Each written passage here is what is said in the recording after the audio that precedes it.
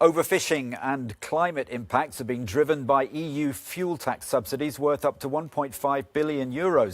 That's according to a new report from the NGO Our Fish. The study says the European fishing industry produces nearly 7.3 million tonnes of CO2. But Brussels has defended its energy taxation directive, as Bryan Carter reports. The European fishing industry benefits from a massive fuel tax break that harms both the environment and fish stocks. That's according to the NGO Our Fish in a report released this Monday. By calculating what the EU levies for fuel used in other industries, Our Fish estimates that the energy tax exemption for fishing vessels, in place since 2003, amounts to between €750 million and €1.5 billion per year. The main problem with these fuel subsidies is that they hugely exacerbate overfishing.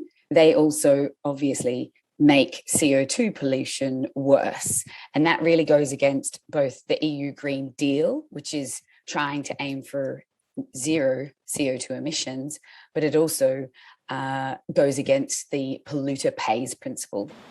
As part of its green strategy, the European Commission is pushing for a reform of the so-called Energy Taxation Directive, which would impose a tax on fishing vessels.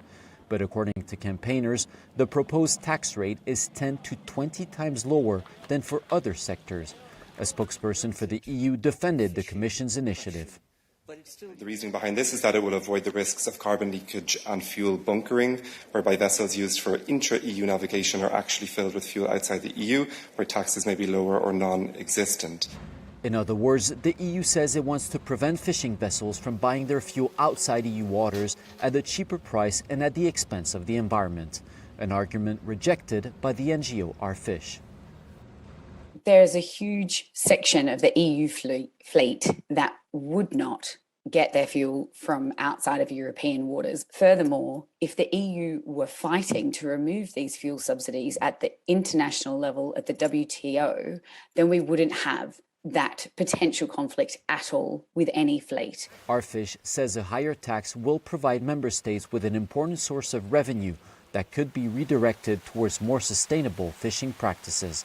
Bryan Carter for Euronews.